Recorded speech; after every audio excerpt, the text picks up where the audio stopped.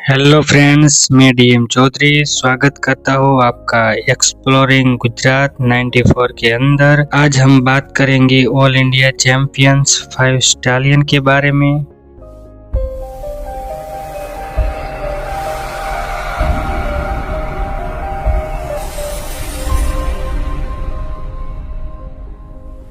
सुंदर का बच्चा है जो अभी बादल स्टड फार्म तानता सांचौर में है, जिसके ओनर है। तीसरे नंबर पे आता है stallion Abhijeet. Stallion Abhijeet stallion Sarang का बच्चा है जो अभी एएच स्टड फार्म पूना में है, जिसके ओनर है यूनाइट करमाला।